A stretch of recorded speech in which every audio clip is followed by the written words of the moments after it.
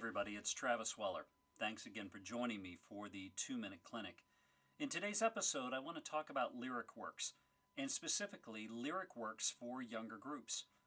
The challenge of lyric works lie in the fact that it asks our young groups to do things that they inherently struggle with based on their musical development.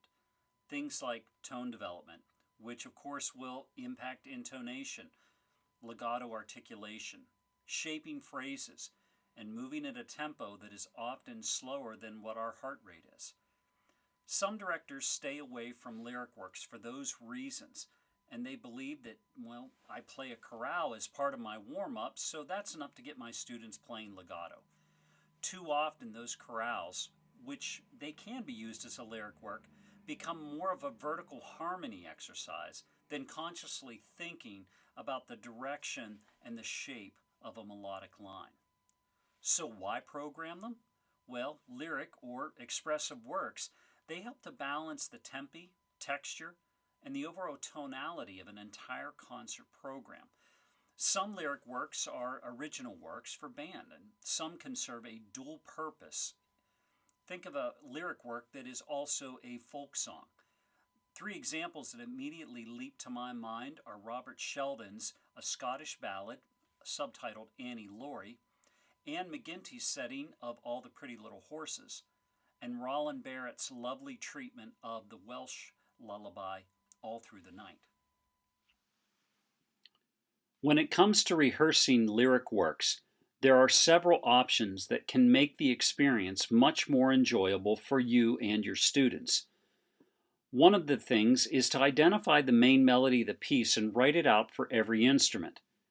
Not every instrument gets to play the melody in a lyric work. Speaking as a tuba player and speaking for my friends who are bass clarinet and baritone saxophone players, it would be nice to have the melody once in a while. Really, if all students in the ensemble have a better sense for how a melody is shaped and how it can be expressed, they can be more musical with a harmony line or even a counter melody. There are fundamental concepts of articulation, expression, dynamic contrast, and phrasing that can be taught in any lyric work. Why not teach them once, and then when your group encounters that idea later, you can refer back to the previous learning that they experienced in the lyric work. Some directors have expressed to me their frustration with a younger group not being able to hold out notes for full value when working on an expressive piece. Other directors have said that the group loses pulse when playing a lyric work. There are a couple of options that can be used to address this, including turning all note values into eighth notes, or asking students to bop a part by playing only 1/8 note for each note written and observing the remainder of the note as a rest.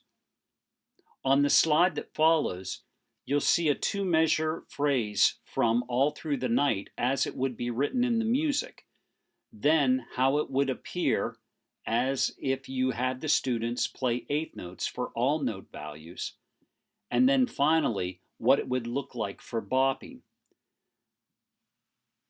Those 2 things don't need to be written out, but could be modeled simply vocally or by picking up your primary instrument and demonstrating that for your students.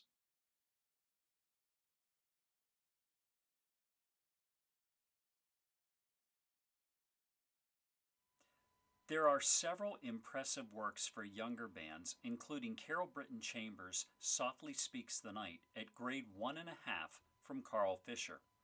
Tyler Grant has 2 lovely expressive works, At Twilight and River Poem. You might also want to check out Brian Balmage's Rippling Watercolors, full of interesting timbre and texture combinations. Benjamin Yau's Toccata Lullaby is especially gorgeous, as is another work at grade 3, Kim Archer's Hymn to the Dawn. Hymn to the Dawn was written for her teacher, Charles Carter, which many of us know from Overture for Winds. David Holsinger's A Childhood Hymn is another delightful lyric work with opportunities for simple expression. While some directors are hesitant to program religious work in a public school setting, I would suggest that the study of this kind of a hymn tune can be approached from a cultural perspective, and the piece has been widely accepted on state lists for its musical aspects.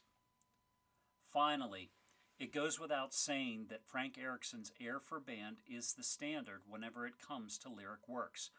The genuine emotional overtones of the work, the expressive layers, and the intersection of the technical demands allow it to be home with younger groups, and yet it can find unique satisfactions with older groups in high school, at college, and even community bands.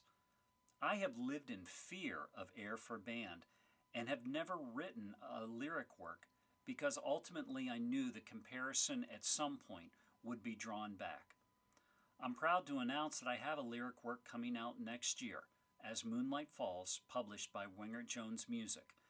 I'm certainly not putting it in Air for Band category just yet, but I'm hoping it will be warmly received and offer groups a lot to work on in terms of their musicality and expressing some simple melodies.